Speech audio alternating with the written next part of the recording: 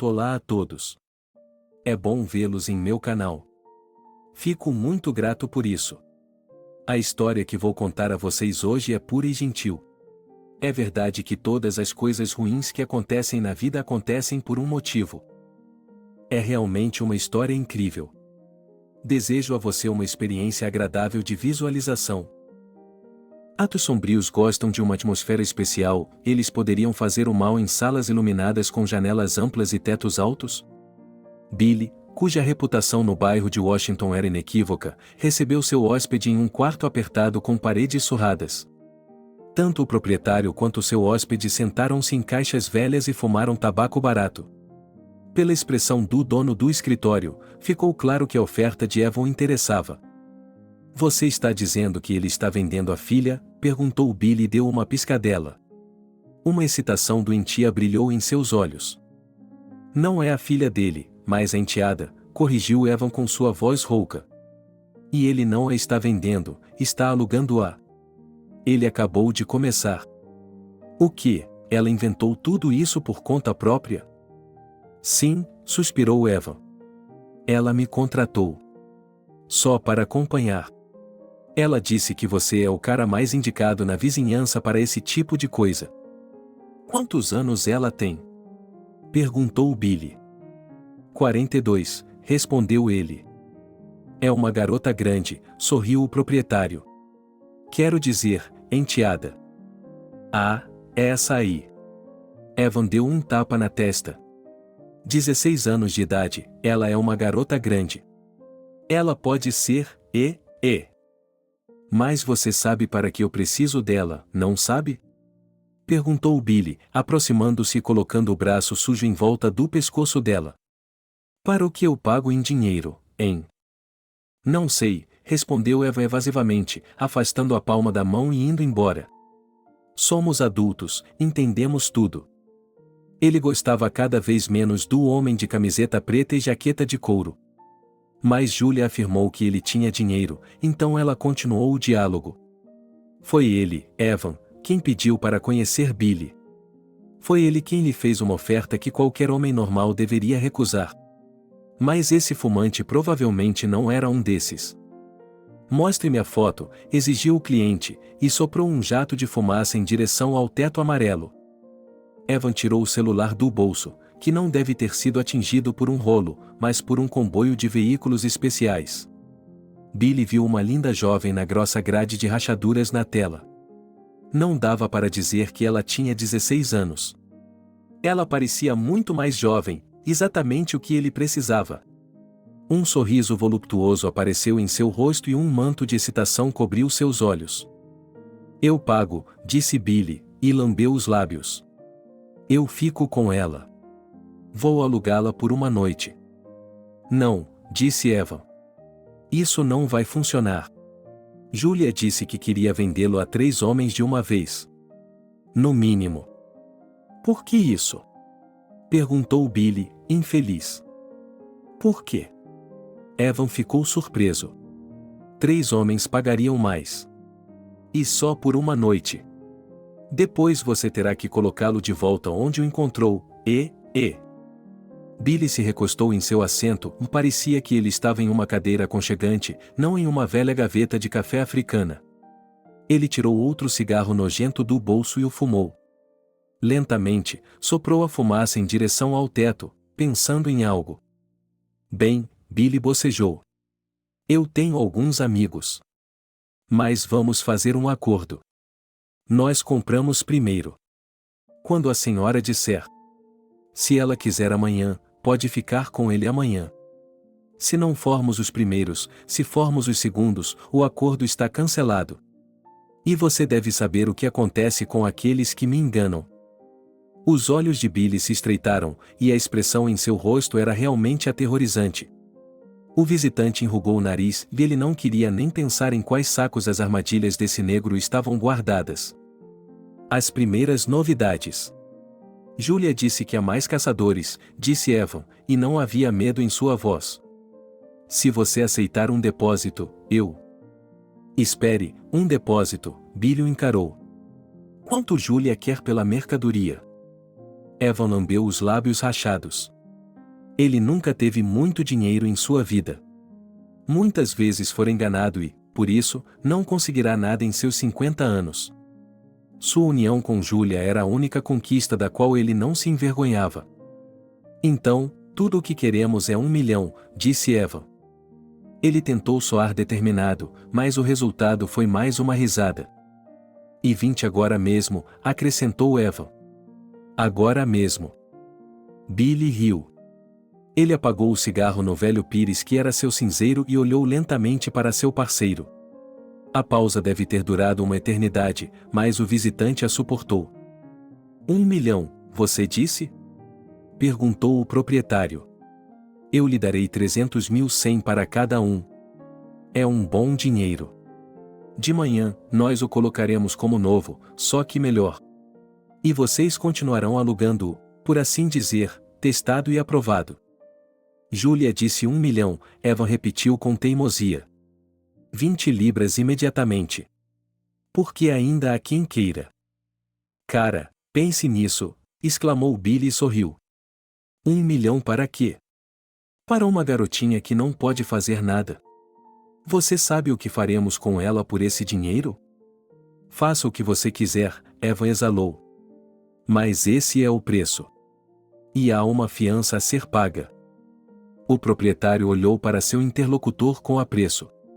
Como se estivesse tentando descobrir se ele estava brincando ou dizendo a verdade. Vamos resumir, disse Billy. Você está pedindo $1 milhão para que eu possa vir aqui com 2 de meus colegas e passar o dia com minha enteada? Sim, disse Evan. E se você não quiser aceitar, outra pessoa aceitará. Washington está logo ali na esquina. Então, perguntou Billy e se levantou. Ele gostaria de andar pela sala, que ele chamava solenemente de escritório, mas era muito apertada. Então, ele simplesmente levantou as mãos para mostrar sua superioridade. Em seguida, tirou 4 notas de sua carteira e as jogou na direção de seu interlocutor. Vamos barganhar por uma garota tão adorável? Mercadoria de primeira linha. Se a madrasta quiser 1 milhão, tudo bem. Nós lhe daremos 1 milhão. Seja honesto comigo, Evan, você tem noção do que podemos fazer com ela? Claro, ele respondeu. Seus olhos se iluminaram ao ver as novíssimas notas de $5.000.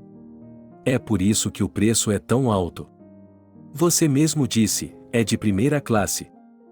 Foram necessários 2 minutos para as formalidades. O dono da espelunca anotou o endereço e o telefone de seu convidado em um maço de cigarros. Tudo bem, vamos lá, Billy acenou com a mão. Vá em frente, Billy acenou com a mão. Diga à proprietária que estaremos em sua casa amanhã à noite. Agora tenho que ligar para meus colegas. Você sabe que precisa estar preparado para um encontro como esse. Evan se virou para sair, mas Billy agarrou seu ombro. O hóspede sentiu que o homem de cabelos escuros tinha dedos de aço. Ele apertou seus músculos dolorosamente, o que fez Evan sentir a dor e gemer um pouco. De repente, ele se sentiu desconfortável com o som. Mais uma coisa, e disse Billy com uma voz de aço. Se mentirem ou contarem a alguém, vocês dois estarão mortos antes do amanhecer, está claro? Evan engoliu nervosamente e assentiu. Ele queria se afastar, mas o aperto do moreno era forte demais para que ele não se movesse. Era como se o homem tivesse seu ombro em um torno. É isso, vá embora, disse Billy, e empurrou o visitante para longe. Certo, o telefone. Ele deu um passo rápido em direção à porta, abriu-a e desapareceu no corredor escuro. Ao sair, Evan enxugou o suor de sua testa.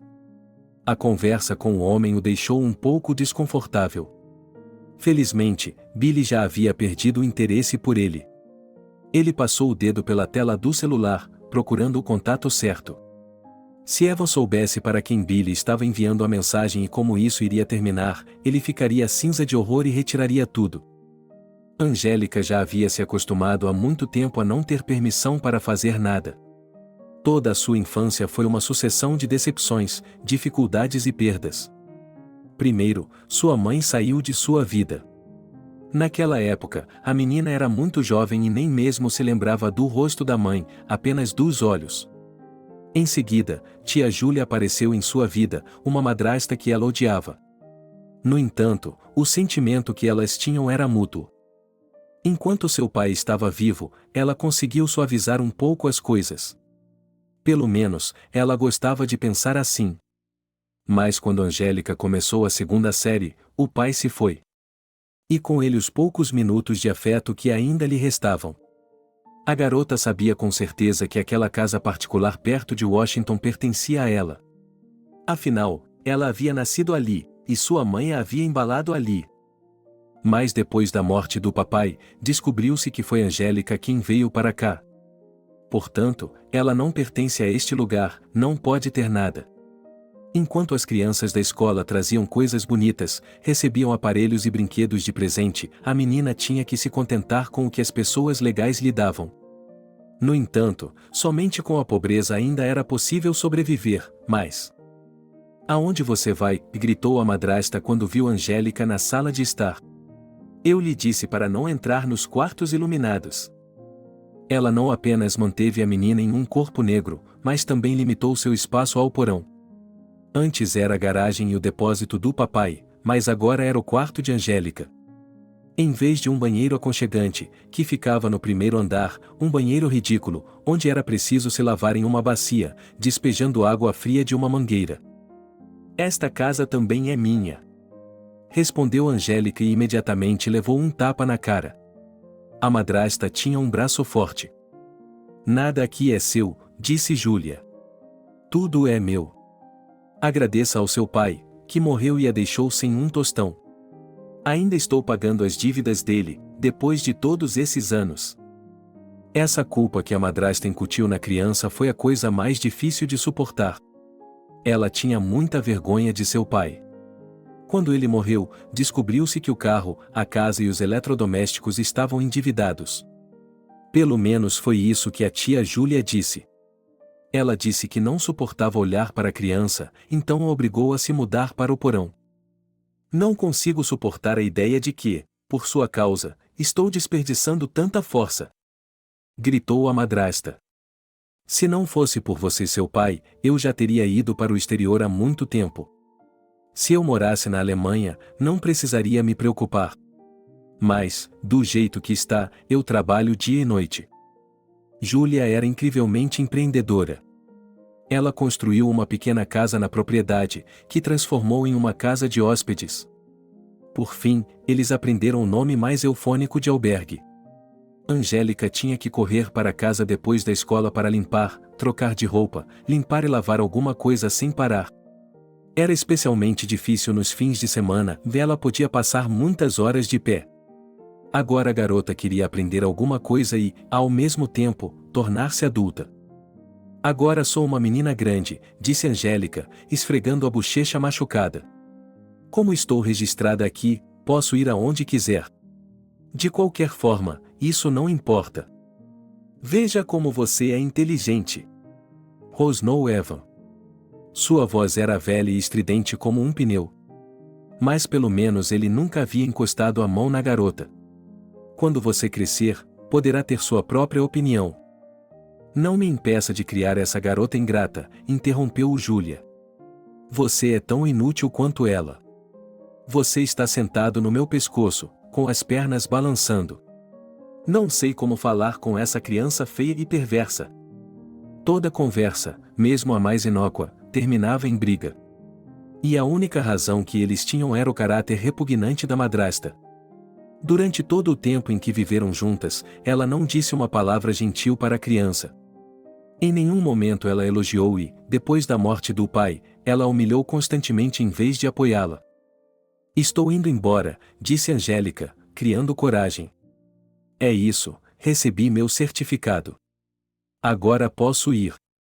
Vou estudar e você terá orgulho de mim. Algum dia."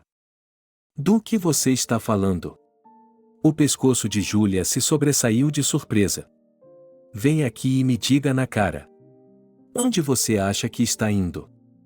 O novo escândalo estava prestes a ser maior do que o anterior. Júlia havia se inscrito para a universidade não apenas em outro distrito, mas em outra região. Por sorte, ela não precisou ir a lugar nenhum para entrar, pois não tinha dinheiro nem para o passe de ônibus. Literalmente, um dia depois, ela recebeu uma mensagem e havia sido aceita e estavam esperando que ela assinasse os documentos. Assim que Júlia recebeu essa informação, ela ficou literalmente furiosa. "Você não vai a lugar nenhum!" gritou a madrasta. "Eu não vou deixar você ir. Sim, você não é nada, não tem talento e é um desastre. Mas você é minha. Você é minha responsabilidade." "Mas tia Júlia", disse Angélica, "terei uma bolsa de estudos. E um dormitório. Vou morar lá, vou estudar. Terei um emprego de meio período. Não precisarei mais roubar seu bolso." Olhe para o planejamento dela, Júlia deixou escapar. "Sou sua representante legal. Não vou deixar você entrar e pronto. Pode esmagar minha cabeça contra a parede." "O que devo fazer?" perguntou Angélica. Com a declaração da madrasta, ela literalmente perdeu o chão sob seus pés. "Trabalhe", respondeu a mulher com uma voz inesperadamente calma, "e me dê o dinheiro." "E me dê o dinheiro." "Como vou tirar sua bolsa de estudos, hein?" "Sim, e são migalhas. Um salário é outra coisa." "Mas eu já estou trabalhando", implorou Angélica, "limpando seu albergue." "Isso é trabalhar, ingrata." Uma madrasta indignada. "É seu dever sagrado. Tenho que contratar uma faxineira para esfregar o banheiro de todos esses construtores?" "É isso aí, saia dos quartos limpos. Volte para a sua escuridão." Foi como se uma mola tivesse sido arrancada de Angelique. Ela se agachou e caminhou em direção às escadas. Os degraus de pedra foram polidos por seus pés. O mundo inteiro com o qual ela havia sonhado havia desaparecido, havia se dissolvido. "Você me deve", Júlia gritou nas costas da garota. "Você me deve uma escritura. Eu a criei, eu lhe neguei tudo, eu paguei suas dívidas para seu pai estúpido. Você é uma vadia ingrata, é isso que você é." Angélica queria chorar, mas não havia mais lágrimas em seus profundos olhos azuis. Ela só conhecia a humilhação e as dificuldades dessa família. Ela queria fugir, mas para onde? Não tinha amigos, quem iria querer se associar a uma garota vestida com roupas velhas e esfarrapadas, que não tinha dinheiro nem para uma passagem de ônibus? Ela era deixada em seu porão, lendo livros e usando sorrateiramente o celular que sua madrasta lhe dera. Afinal, às vezes ela precisava encontrar a enteada para lhe dar novas tarefas. A declaração de Angélica chocou a dona da casa. Durante dias, Júlia pensou em que tipo de trabalho poderia designar a enteada, além da limpeza do albergue. Ela tem 16 anos. O máximo com que a garota poderia contar era com um trabalho de meio período por alguns centavos. Bem, ela receberá 10 ou 15 mil por mês. Isso não é nada. Onde os adolescentes recebem mais do que os adultos? Em que profissão eles podem fazer bons negócios? "Eureka!" gritou Júlia e chamou sua enteada, "Júlia, venha cá. De qualquer forma, tive uma ideia. Você já sabe o que vai fazer agora? Não faça beicinho, ok?" As palavras da madrasta deixaram Angélica tonta. Ela não podia sonhar que a tia Júlia pudesse fazer coisas tão repugnantes. Um sentimento de alegria e entusiasmo tomou conta de Billy, finalmente ele havia encontrado algo para fazer. Há muito tempo ele procurava sua chance nesse bairro esquecido por Deus. Aqui ele era conhecido e tinha a confiança de todos os habitantes do mundo sombrio. Billy às vezes comprava mercadorias roubadas, mas sua especialidade eram os mendigos. Ele tinha uma tropa inteira de mendigos selecionados sob seu comando. Velhos, esfarrapados, esquecidos e abandonados por todos, eles pediam esmolas e ouviam atentamente os habitantes locais. Eles se socializavam com outros marginalizados. E, à noite, contavam tudo detalhadamente a Billy. As informações sobre a vizinhança, onde estavam as coisas e quem as possuía, eram muito caras. E os próprios mendigos traziam uma boa renda. Ele vinha trabalhando em sua reputação há 2 anos, subornando outros membros do mundo das trevas e procurando um novo nicho. Billy estava esperando há muito tempo que a porta de seu escritório improvisado se abrisse e que um homem com uma oferta tentadora aparecesse na soleira. É claro que sua aparência era deplorável, mas o que importava era o produto, não o comerciante. Um negócio desse tipo tinha de ser relatado ainda mais acima, e em todo lugar há uma hierarquia. Agora a reunião estava marcada. O homem ajeitou o cabelo com gel e olhou pelo olho mágico antes de abrir a porta do armário e sair para o corredor comum. Ele viu uma silhueta.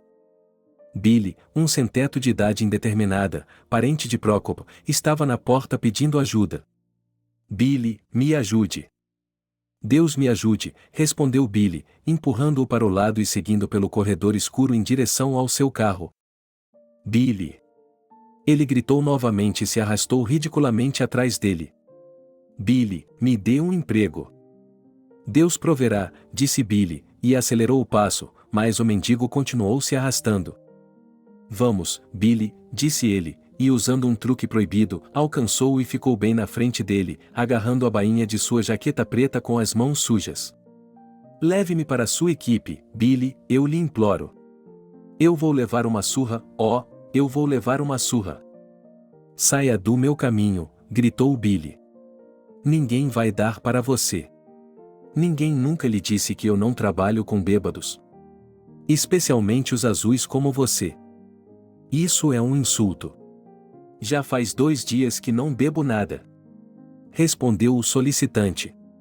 Os canos estão todos vermelhos, estão pegando fogo. Billy suspirou. As regras de seu negócio são rígidas. Há várias categorias de mendigos a quem as pessoas dão de bom grado. Primeiro, há as senhoras idosas. A imagem de uma avó desamparada vem imediatamente à mente, o legado dos anos 90. Em segundo lugar, há os deficientes. Ao ver uma pessoa aleijada, você imediatamente tem vontade de pagar a ela, de jogar uma moeda. Só para passar por ela e não se sentir culpado. Mas as mães com filhos são as mais dispostas. Mas Billy não trabalhava com elas. É o momento errado. Há 10 inspetores para cada mãe negligente. Eles cortam seu oxigênio antes que você possa se mover. No entanto, como você pode ver, as autoridades só lidam com crianças pequenas.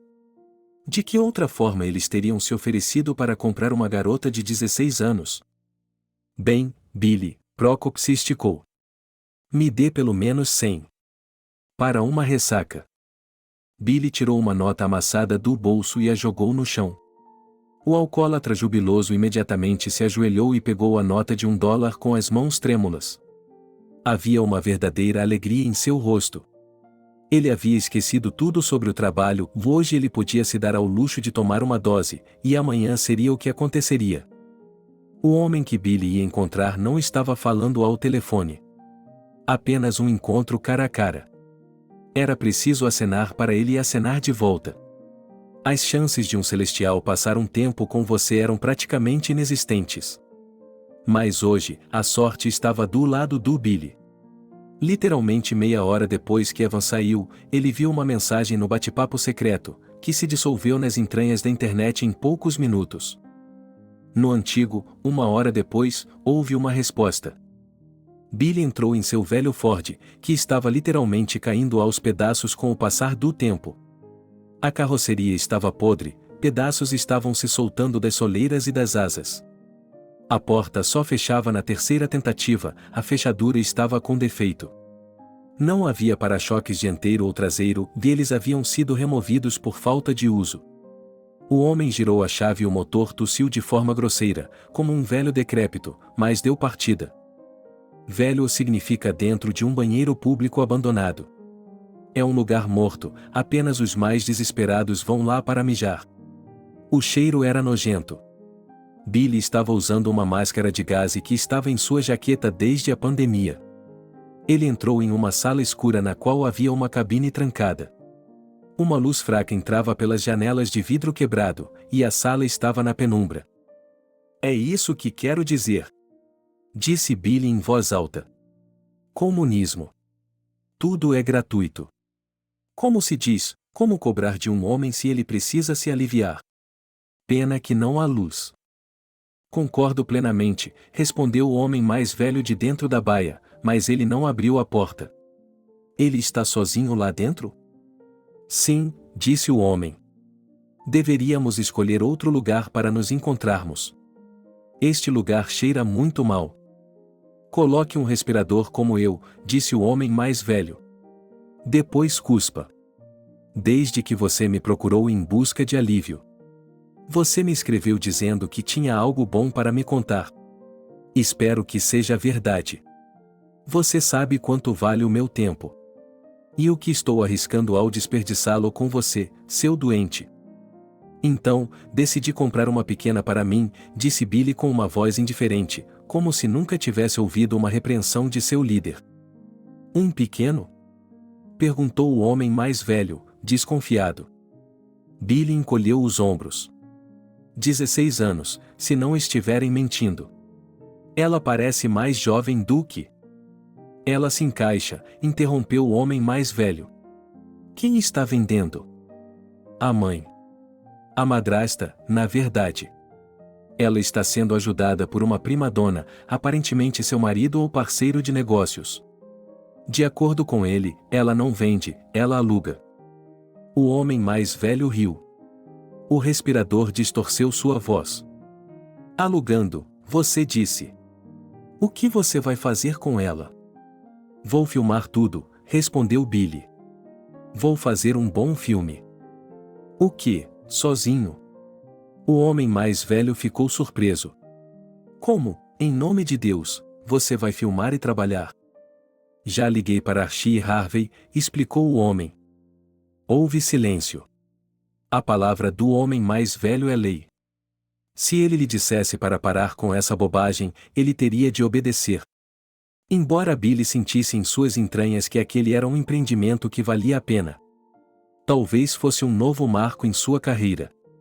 Talvez ele pudesse tirar o máximo proveito disso. Tudo bem, disse o homem mais velho após um momento de reflexão. Em geral, eu aprovo, mas não apoio. Haja por sua própria conta e risco. E, de qualquer forma, esqueça de mim. Mas se tudo der certo, serei o primeiro a ver o filme, entendeu? Sim, respondeu Billy. Você e eu nos inscrevemos. Não refresque minha memória, disse o homem mais velho de forma ameaçadora. Isso é o que todos vocês dizem. Assinado, assinado. E depois eu vou limpar sua merda. Quando fizerem um filme, me liguem. Já perceberam que ele tem que ser feito de lata? Não vou aceitar um filme de má qualidade. E não vou agradecer por uma sessão fraca. Tem que ser real, tem que ser real. Com coração, sabe? Eu entendo, disse Billy, e sorriu. Ele já estava prevendo que seu novo filme despertaria todo o lado sombrio. A propósito, estou esperando por essa oportunidade há muito tempo. A propósito, esqueci de lhe dizer. Vou trabalhar amanhã à noite. À noite? O homem mais velho ficou surpreso. Eu o apoio, mas, de agora em diante, não tenha pressa. Não comece essas coisas sem minha aprovação. Esta noite. Você pode fazer isso? Vá em frente, com a bandeira na mão. Muito bem, é isso. Billy queria discutir outros assuntos, agora que tivera a chance de acessar o Celestial. Mas era proibido discutir com ele. O fato de ele ter conseguido um acordo para o negócio de amanhã lhe deu força e determinação. No entanto, ele havia escondido algo do velho. E se ele soubesse o que era, poderia considerar isso uma traição. Julia estava ansiosa para ter que contar à sua enteada ingrata a humilhação que a aguardava. E pensar que amanhã à noite ela seria adulta. E ela se lembraria desse dia por muito tempo, ou melhor, para sempre. Era uma vez, há muito tempo, Julia que foi maltratada da mesma forma. Não, ainda pior, porque não eram homens estrangeiros, mas seus próprios parentes. E nada dela cresceu como ser humano, como uma mulher sólida e inteligente. Ela construiu sua própria casa, ou melhor, ela herdou. Júlia pensou com entusiasmo em como Angélica sofreria, e foi uma sensação doce. Muito bem, mulherzinha, disse Júlia, chamando a enteada. Pode usar meu banheiro agora. Você sabe, o que fica neste andar. Angélica ficou surpresa. Parecia tão pouco e tão delicioso. Ela se endireitou e seu rosto se suavizou. Não é por nada, continuou Júlia. Amanhã à noite, quero uma lavagem limpa. Pegue meu alicate e, se houver algum cabelo embaixo de sua calcinha, limpe-o, pegue o blues, o rímel e os pincéis do meu armário e faça sua maquiagem. E vista seu melhor vestido. Por um momento, Angélica pensou que fosse uma piada, a madrasta detestável não estava apenas pedindo que ela se vestisse bem, mas também que se arrumasse? Talvez ela tivesse decidido deixá-la entrar na idade adulta, afinal? Angélica se animou. Como faço para convencer minha madrasta a mudar de ideia? Ponderou. Ela decidiu que teria de ser cuidadosa. Como você quiser, tia Júlia, respondeu Angélica. Só que... Qual é o melhor vestido?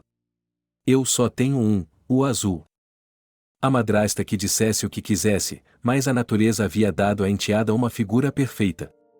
As proporções de seu corpo eram perfeitas, Angélica sempre sentia que os meninos a olhavam. Essa atenção a envergonhava e até a assustava.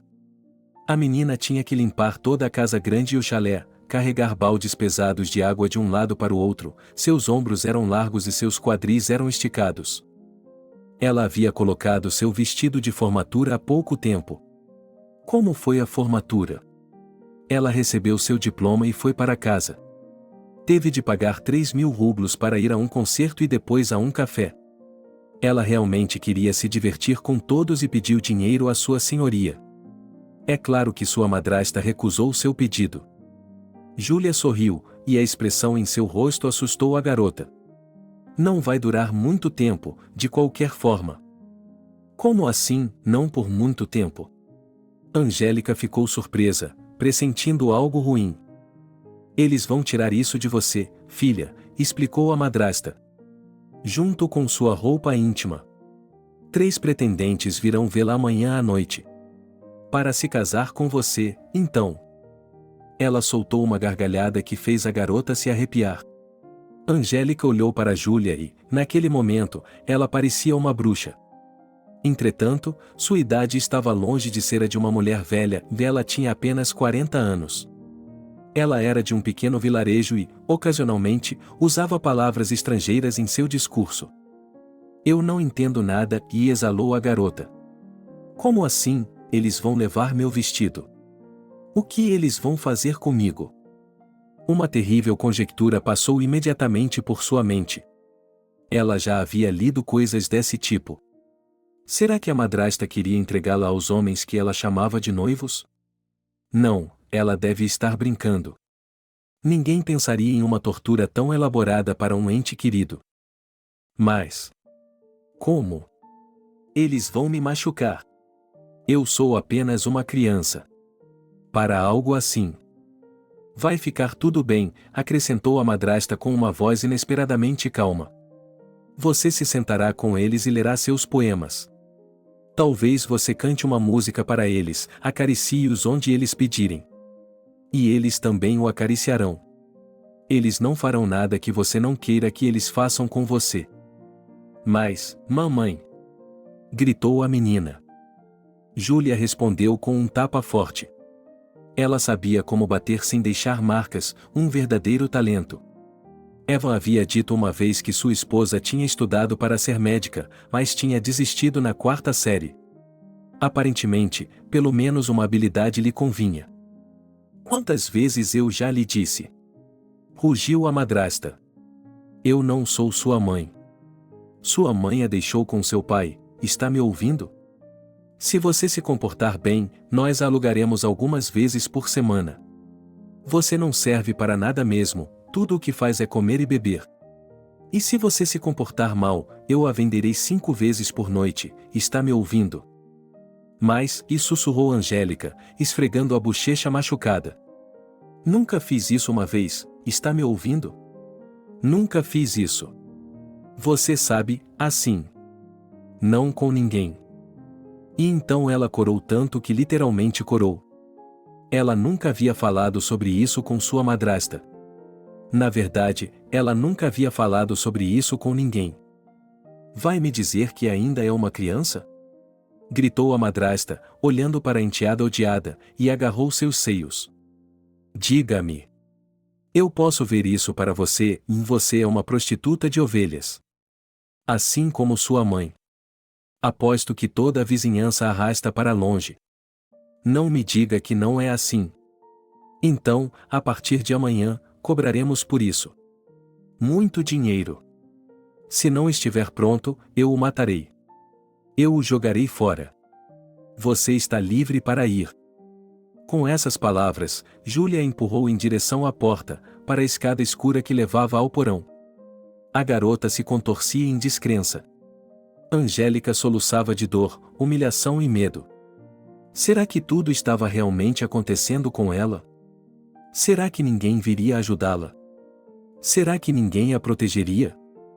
Enquanto Júlia, esfregando as mãos, preparava a enteada para seus primeiros clientes, Billy reuniu seus colegas para discutir os detalhes da próxima reunião. Archie e Harvey não eram tão amigos íntimos quanto colegas em seus negócios obscuros. Os homens que estavam a par de todas as reviravoltas do destino deles franziram a testa. Por um lado, eles acharam a proposta de seu camarada muito interessante. Por outro, preferiam ver as coisas com sobriedade. 16. Você disse? Perguntou Archie sarcasticamente. Grande coisa. Você certamente tem muita coragem de se inscrever. E você nos reservou. Pensou no promotor. Você é o único que tem tudo planejado, acrescentou Harvey. Eu sempre tenho. Muito bem, nosso líder. E o que você vai fazer se em algum momento da nossa reunião algo der errado? Se você não sente pena de nós, já pensou em nós? Ok, calem a boca, vocês dois, exigiu Billy, perdendo a paciência. Se me derem mais bronca, vou consertar a fala de cada um de vocês. Vocês não conseguiram isso para reclamar. Eu vi o grande homem hoje. Sim, o grande homem. Ele aprova. E falou bem de vocês também. Ele disse que não vai nos decepcionar. Se não formos nós, alguém o comprará. E aí você vai morder os cotovelos. Quando souberam do sênior, os companheiros imediatamente morderam a língua. Há uma hierarquia rígida em seus negócios. Eles não gostariam de verificar o que acontece se ele quebrar. Eles não gostariam da resposta. Pelo fato de Billy ter acesso a um celestial, os rapazes imediatamente sentiram respeito. E medo. Sim, Archie concordou. Claro, eles o comprarão facilmente. É Washington. Mas, cara, amanhã? Conseguiremos levantar o dinheiro a tempo? Não, concordou Billy, mas sorriu maliciosamente. Mas eles não saberão disso. Vamos jogar o boneco para eles. O mais importante para nós é colocar as mãos na garota, fazer nosso filme e pronto. Então você decidiu se arriscar? Perguntou Harvey. Você é arriscado. O que faremos se houver mais de 2 deles? E se essa cafetina tiver um truque na manga? Não vai haver ninguém, Billy acenou com a mão. Muito bem, prestem atenção, seus pirralhos. Ou vocês vêm comigo até o fim e nós 3 vamos até o topo, graças à nossa gostosa de 16 anos. Ou eu não quero ter nada a ver com vocês e vou contar para o meu filho mais velho. Quem vai escrever o filme? Harvey suspirou. Esse dever honroso já havia sido imposto a ele uma vez. Enquanto algumas pessoas estavam trabalhando no enquadramento, se divertindo, ele tinha que organizar o enredo, a exposição, as imagens. Ele tinha que se certificar de que não havia erros na fita. Ok, estou pronto para escrever, disse Harvey. Mas com uma condição. E vamos fazer um acordo, você ouve até o fim sem interromper.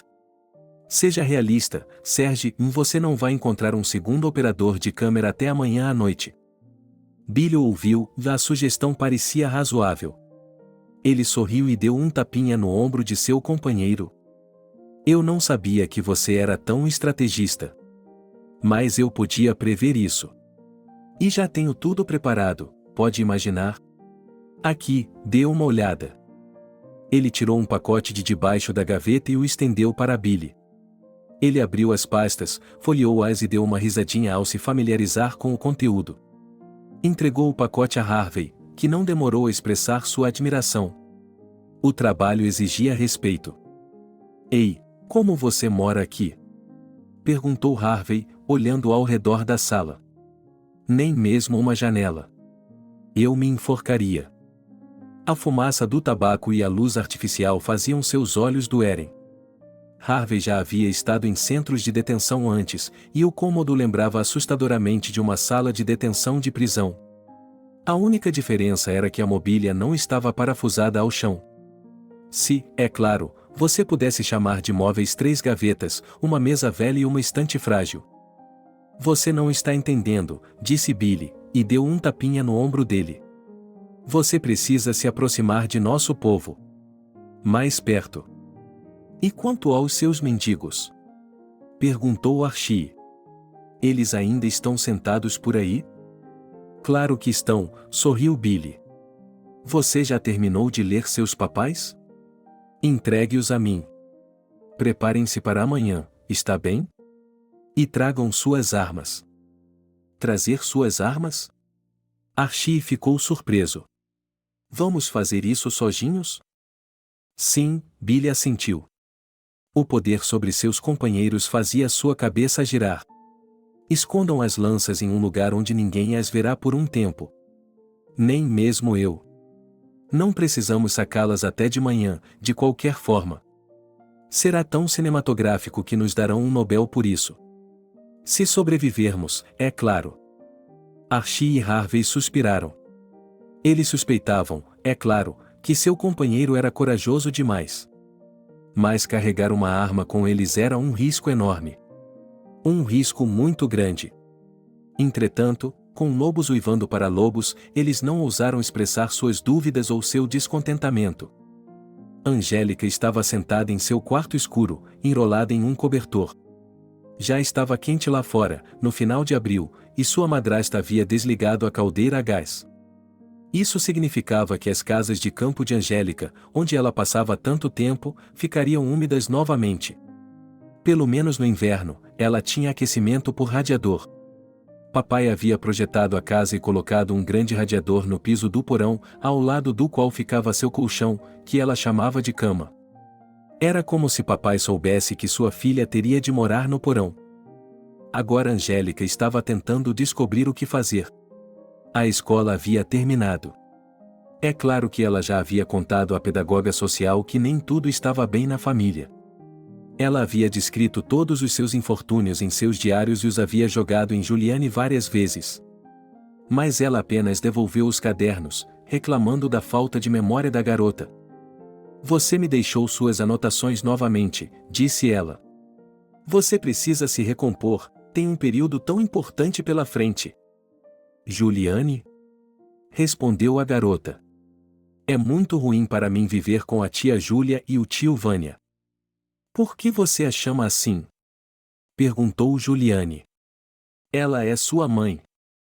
A pedagoga social chamou os pais adotivos à escola para dissipar suas dúvidas.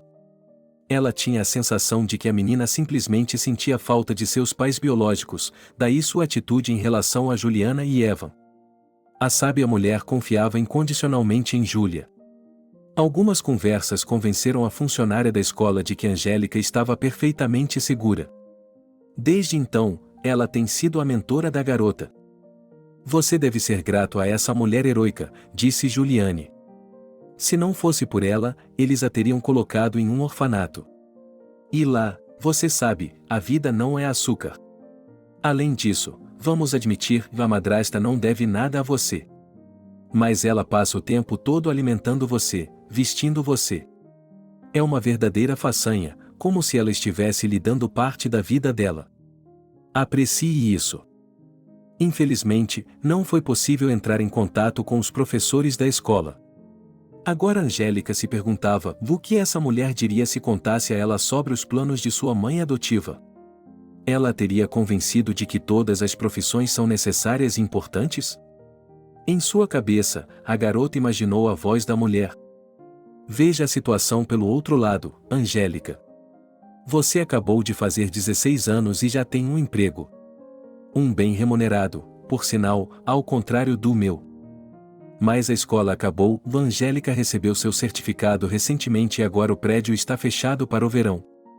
O que fazer? Não muito longe dali havia uma igreja, e tia Júlia e tio Vânia iam lá toda semana, não perdiam nenhuma festa religiosa e sempre levavam a menina com eles. Havia um bispo encantador com uma bela voz, o Padre Sam. Ele parecia entender a situação de Angélica e, em seus raros momentos de conversa, ele a lembrava do amor e do perdão. Todos têm seu próprio destino, dizia ele. Deus tirou seus pais de você e lhe deu Júlia e Evan, é o plano de Deus, que não podemos entender. Temos apenas que aceitar a vontade de Deus e fazer o melhor que pudermos. E se? Perguntou a menina. E se alguém colocar a cruz em você? Limpar, lavar a roupa? Oh, minha filha, você precisa crescer e ganhar experiência, respondeu o Padre Sam. Às vezes é difícil para as crianças, mesmo as modernas, perceberem as ações dos adultos. O trabalho doméstico é um dever sagrado para as crianças. É maravilhoso que seus pais adotivos estejam lhe ensinando a trabalhar. Júlia suspirou. Ela queria dizer ao padre que também tinha que limpar o abrigo, suportar os abusos da madrasta e os olhares do tio Evan. Mas ela tinha vergonha de falar sobre essas coisas. Por alguma razão, ela se sentia culpada por todos os seus problemas. Sou infeliz nesta família, padre, disse Angélica, o que fez o padre rir. Não, pai, mas padre, ele a corrigiu. Se achar difícil, pode sempre vir até nós. Nós a confortaremos e a ajudaremos. Um dia, Angélica quis seguir seu conselho. Não é difícil adivinhar que Júlia a proibiu de fazer isso. E agora, pensando em se salvar dos planos insidiosos de sua madrasta, a garota se lembrou da igreja. E se o Padre Sam pudesse ajudá-la? Rapidamente, ela fez suas malas e saiu de casa. Levou uma mochila com ela, na qual colocou as coisas de que precisava pela primeira vez, roupas íntimas, uma toalha, um saco de pão. E também um telefone celular e um carregador. A igreja em seu vilarejo havia surgido há alguns anos, era uma construção bonita e organizada, com uma cúpula alta e uma torre de sino. O carro do Padre Sam estava estacionado perto da entrada do Templo de Deus, o que significava que ele ainda estava lá. A garota correu para dentro. O padre estava limpando, ele considerava o jejum e o trabalho físico como a principal oração. Ele agora estava colocando água em um balde enorme e esfregando o chão de joelhos. Quando viu Angélica, ele sorriu. Boa noite, minha filha, obrigado por me visitar. Olá, sussurrou Angélica e olhou fixamente para o padre. Posso ajudá-la? Não, o padre recusou. Estou quase terminando. Espere um pouco, minha filha, vou despejar a água suja e já volto para você. Houve um silêncio constrangedor. O Padre Sam sorriu e continuou seu trabalho. O homem tinha mãos fortes, ele torceu o pano de modo que nem uma gota de água fosse deixada nele. É claro que esse trabalho poderia ser confiado a ajudantes voluntários, que existem em qualquer templo. Mas o pai Sam preferiu fazer todo o trabalho ele mesmo. Gostaria de tomar um chá? Ele perguntou à moça quando ela terminou de limpar. Angélica continuou a se arrastar em seus pés. Sim, ela respondeu. Eu gostaria de tomar um pouco. Ele a conduziu até a sala dos fundos, cuja porta dava diretamente para o corredor. No cômodo, havia uma pequena mesa com comida. O Padre Sam colocou uma chaleira no fogo e tirou alguns scones da sacola. Sentada em uma cadeira, Angélica tomou um gole da bebida e se sentiu quase bem. Não era sempre que ela encontrava apoio de pessoas que não conhecia muito bem. O padre, por outro lado, parecia deslocado. Não é normal que jovens donzelas fiquem sozinhas assim, pensou ele. Especialmente à noite, com a cabeça descoberta. Ele esperava que, depois do chá, Angelique lhe contasse o que havia acontecido. Mas a garota persistiu em seu silêncio. Olhando para essa bela jovem, pensamentos pecaminosos poderiam muito bem aparecer. O padre, cansado do silêncio, decidiu falar primeiro. O que atrás à casa de Deus, filha? Perguntou ele, sorrindo gentilmente. O senhor disse que se eu me comportasse mal e se algo me ameaçasse, eu poderia pedir ajuda. É claro. Respondeu o pai Sam. Deus é todo-poderoso, ele ajudará não apenas você, mas qualquer pessoa que sofra. Diga-me o que aconteceu, leremos uma oração juntos e a solução certamente aparecerá. Veja, a menina começou.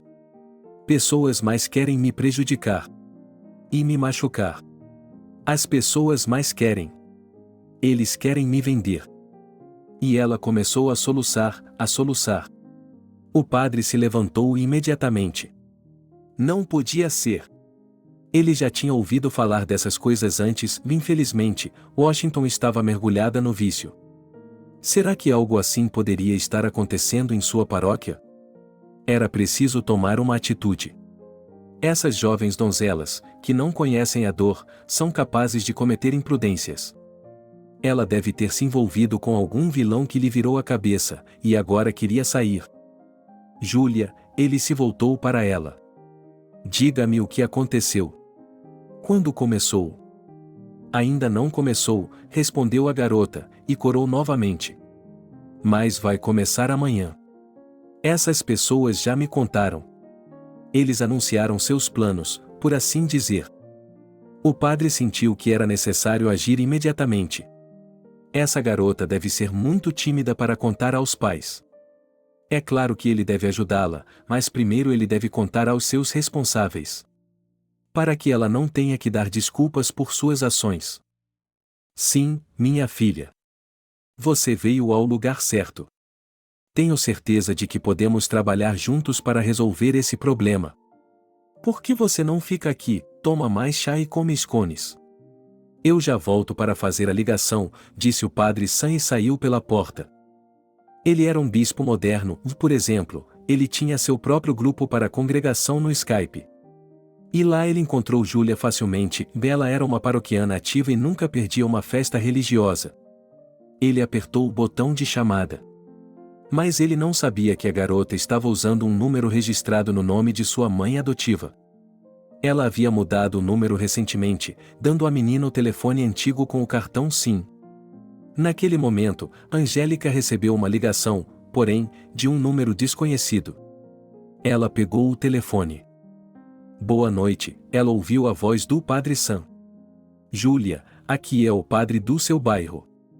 Sua filha está pedindo minha ajuda. Ela vai ficar aqui por um tempo, certo? Júlia? Houve silêncio do outro lado da linha. O padre olhou para o telefone.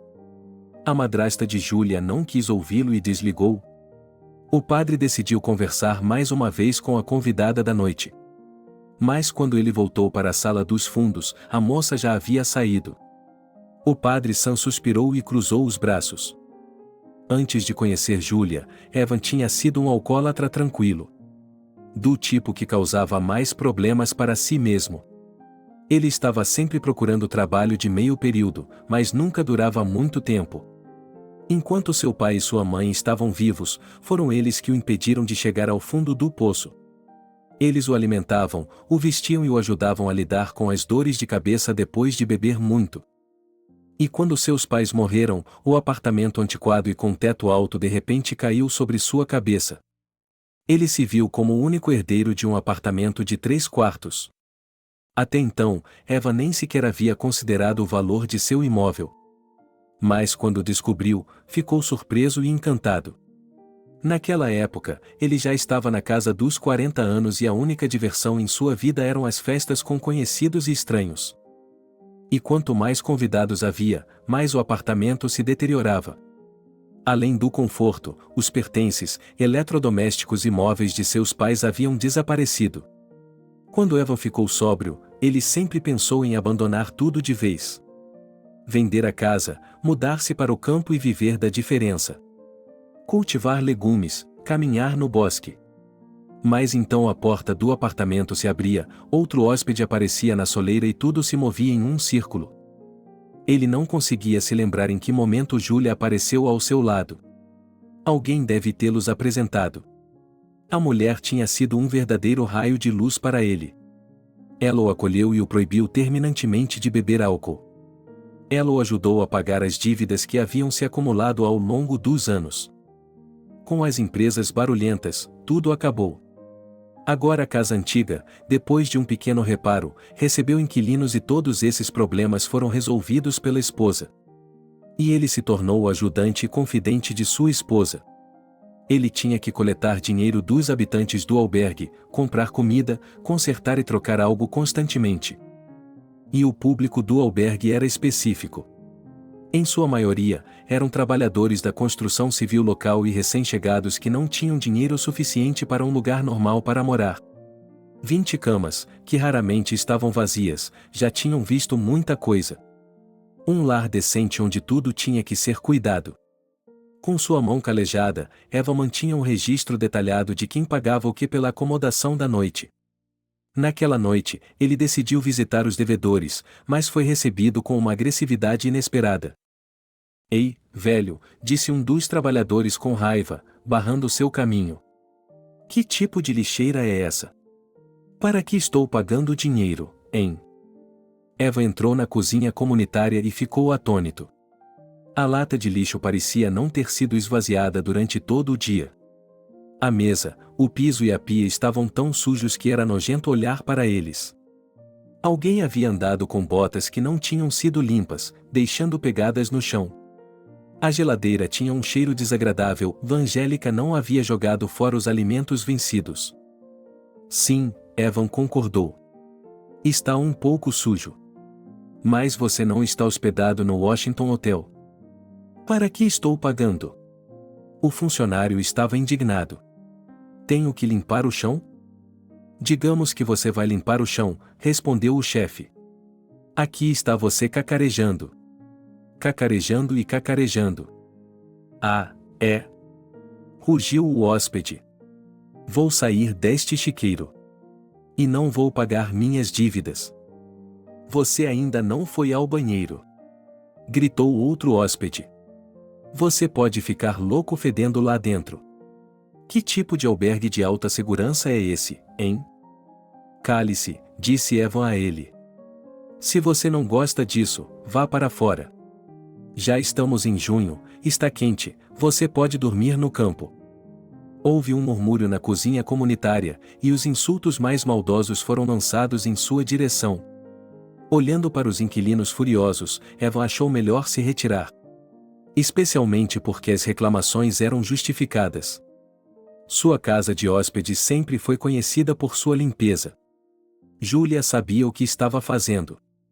Ela limpou os quartos, a cozinha e até mesmo o banheiro, que os inquilinos tratavam sem reverência. Já estamos indo, disse Evan aos inquilinos. Limparemos tudo corretamente. Façam uma pausa, fumem um cigarro. Chamaremos nossa faxineira e ela limpará tudo em um instante. Vamos chamar a faxineira. Gritou o trabalhador que havia iniciado o tumulto. Mas Eva já havia fechado a porta, então não ouviu o que o hóspede estava prestes a fazer com a pobre garota. Ele tinha que se apressar. Júlia havia lhe dito para ir ao supermercado comprar mantimentos, e ele tinha uma longa lista de compras no bolso. Isso significava que ele tinha de se apressar para terminar tudo a tempo ou sua esposa ficaria furiosa. Depois que Evan finalmente parou de beber, Júlia frequentemente lhe dava seu carro, um Toyota ainda não velho, ainda não forte. Era um ótimo carro, exatamente o que ele precisava para viver no campo. Evan desceu relutantemente para o porão, onde havia uma escada íngreme que o assustava. E se seu pé torcesse e ele voasse? Quando ele se tornou marido de Júlia, a moça já estava morando no porão. Ele não se envolveu nas relações familiares. Além disso, a nova esposa tratava Júlia com desdém, e Evan tinha que jogar o mesmo jogo. Onde você está, criança?" perguntou ele, descendo para o porão. A resposta foi o silêncio. Na escuridão, de repente, ele sentiu medo. Ele se lembrou dos olhos da mulher, a mesma que ele e Júlia haviam visto há alguns meses. E pareceu-lhe que, na escuridão, a vítima estava olhando para ele. Ela estava olhando para ele com uma pergunta muda: um porquê? Evan começou a apalpar a parede, apavorado. Ele encontrou um interruptor de luz, acionou e uma luz fraca apareceu no porão. Ele exalou. Não havia ninguém lá. Ele, que havia descido ao ponto mais baixo da vida, estava acostumado à miséria. E, no entanto, as condições de existência da enteada de Júlia eram terríveis. O colchão ficava diretamente no chão. Ao lado dele havia um cabide, no qual estavam uma jaqueta de inverno, uma calça jeans e um vestido. Em vez de uma escrivaninha, havia uma construção rudemente lascada feita de tábuas, e em vez de uma cadeira, uma gaveta. As janelas ficam logo abaixo do teto. Quase nenhuma luz entra aqui, mesmo com o sol brilhando do lado de fora. Mas o mais importante é que é úmido e frio. As paredes e o teto são de concreto, pintados de forma grosseira. Eva está com medo novamente, ele sente que está em um túmulo sem identificação. A mesma em que ele havia jogado a mulher a pedido de Júlia. "Meu Deus", Evan sussurrou e, sem habilidade, fez o sinal da cruz. O homem nunca tinha sido curioso, mas quando viu o caderno da garota, não resistiu à tentação de folheá-lo. Ele gostava de Júlia apenas pela aparência dela. Ele gostava de Júlia apenas por sua aparência, e sempre quis saber o que se passava em sua mente. Muitas páginas estavam escritas em uma bela caligrafia. Ela não gostava de ler, então apenas folheava o diário, sorrindo. Mas quando chegou ao fim, abriu a boca de surpresa. Ele correu para o andar de cima, mas voltou para o andar de baixo e apagou a luz. Sua esposa estava exigindo que ele economizasse eletricidade. "Temos um problema", disse Evan. Ele estendeu o diário de Júlia, e os olhos da mulher se encheram de raiva. Angélica tinha vivido toda a sua pequena vida nos subúrbios da vasta área metropolitana de Washington DC, mas quase nunca tinha ido à capital. Quando criança, seu pai sempre a levava para a cidade e lhe mostrava os lugares mais bonitos. Certa vez, papai a levou ao arranha-céu de Washington City, onde comeram cachorro-quente, subiram no deck de observação e admiraram os arredores pitorescos. Do ponto de vista de um pássaro, a capital é enorme. Ele estava realmente com ela ou era apenas um sonho? Os últimos 7 anos de Angélica, se não contarmos com a escola, foram passados no porão da casa de seu pai, e de fato no porão. Seu pai havia escolhido um ótimo local para sua casa de campo. Havia uma floresta e um pequeno lago nas proximidades, mas, ao mesmo tempo, era fácil chegar à capital.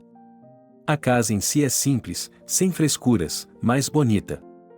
Ao lado dela há uma estação de trem. Angélica não tinha ideia de quem era seu pai ou o que ele fazia para viver. Ele morreu quando ela era muito jovem para saber.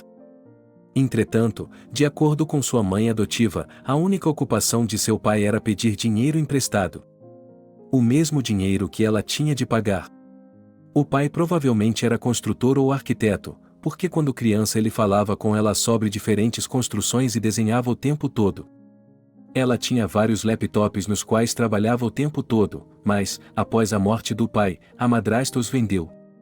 Supostamente por falta de uso. "Como é que eles não caem, papai?" Ela perguntou sobre os arranha-céus em Washington City quando chegaram em casa. "Eles têm uma base forte", ele explicou. "É um suporte." E ele desenhou na areia, explicando como aquelas maravilhas funcionavam. Ela não conseguia entender os meandros da construção com sua mente infantil, mas adorava ouvir a voz de seu pai. O que ela diria se descobrisse que sua madrasta iria vendê-la aos homens? Ela provavelmente morreria de novo, dessa vez de vergonha. Ela pegou o trem por nada, uma lebre. A passagem para a estação estava bloqueada por uma catraca, que a garota simplesmente contornou. Quando entrou no vagão, adormeceu quase que imediatamente. Era agradável e aconchegante. Assentos macios, quentes e aconchegantes. Não havia muitas pessoas no vagão noturno. Eu nem sabia que havia trens tão agradáveis e confortáveis para Washington agora. A última vez que eles foram a um museu na capital como uma turma, tiveram que andar aos tropeços no vagão velho. Angélica fechou os olhos e sonhou em estar com seu pai novamente. Ela reclamava com ele sobre sua vida, e ele ouvia pacientemente e acenava com a cabeça. E sorriu. Papai, por que você me deixou? Perguntou a menina. Aconteceu, respondeu ele, encolhendo os ombros. Papai, eu me sinto muito mal pela tia Júlia, disse Angélica. Ela quer me machucar. Humilhar-me e passar por cima de mim, pode imaginar? Ele não respondeu nada, mas o sorriso desapareceu de seu rosto. De repente, ele a agarrou pelos ombros. Ela pensou que o pai queria abraçá-la, mas por algum motivo ele começou a sacudi-la. Ele a sacudiu com força, como se quisesse acordá-la. Garota, acorde, disse a mulher de uniforme azul. É o fim da fila. Tudo bem, vamos descer. Onde estou? Perguntou Angélica. Ela não sabia onde estava nem para onde seu pai havia desaparecido. Em Washington, minha querida. Sorriu o funcionário. Como dizem, o trem elétrico não vai mais longe. Angélica desceu na grande estação. Havia tantas pessoas que ela se sentiu minúscula diante delas. Elas chegavam em massa, como ondas. Seu plano tinha uma falha, e ela não sabia o que fazer em seguida. A coisa mais provável a fazer era fugir. Ir para a mesma universidade em que havia sido aceita. Ela se lembrava perfeitamente da cidade de Houston e do nome. A garota se aproximou do grande quadro de informações. Deve haver trens para Houston. Mas como escolher o trem certo? Ela nunca havia viajado sozinha antes. Já eram 11 horas da noite no relógio, o telefone estava quase sem sinal. Finalmente, Angélica conseguiu perguntar no centro de informações. Diga-me, por favor, ela se dirigiu à mulher, como é possível ir para Houston? Hoje já é tarde, minha querida, respondeu a funcionária, inclinando-se sobre o computador. Há um trem amanhã de manhã, às 6h18. A senhora mora lá? Vai comprar uma passagem? Angélica não respondeu e saiu. O que ela deveria fazer? Para onde poderia ir? Ela poderia vagar pelas ruas e voltar para a estação pela manhã. E ir para a universidade. Mas as aulas só começariam em setembro, pensou Angélica com horror. E agora estamos em junho. O que você pode fazer? Então ela se acalmou um pouco, porque deve haver muito trabalho na universidade. E eles também lhe dariam algo para fazer. Ela pode limpar pisos, janelas e até banheiros. Ela faria qualquer coisa para não voltar para a casa de sua madrasta. A garota saiu e seguiu em frente. Quando fugiu de casa, ela havia esquecido completamente seus agasalhos. Você pensa nisso em uma tarde de junho? Em princípio, se o vento não estivesse soprando, era suportável. Mas foi o vento que a deixou com frio. A garota pensou em encontrar uma entrada onde pudesse esperar até o amanhecer. Então amanheceria, o sol nasceria e estaria quente novamente. Ela andou pelas mesmas ruas que havia percorrido com seu pai. Washington é uma cidade linda. Angélica pensou que a capital é um mundo inteiro feito pelo homem. E esse mundo vive de acordo com suas próprias leis. Há muitas pessoas boas aqui, mas também há muitas pessoas ruins. Às vezes, elas agem como se Washington pertencesse a elas. Angélica achava que tinha de encontrar as pessoas boas e então tudo seria melhor. Uma patrulha estava descendo a rua, e um tenente e 2 sargentos com ele. Eles olharam para a garota que saiu para encontrá-los. Ela estava obviamente vestida para o clima, e estava frio, e ela usava uma camiseta leve e jeans. A garota estava tremendo de frio. Em princípio, ela poderia ter passado por ali. Hoje em dia, as pessoas parecem tão velhas que não dá para saber quantos anos elas têm. Garota. O tenente a chamou. Boa tarde. O tenente olhou para a moça. Ela é bonita, mas não está bem arrumada. E está vestida como se tivesse pegado suas roupas na rua. Ainda assim, ela tem um olhar profundo nos olhos. Você tem alguma identificação? Perguntou o policial. Você está indo para casa?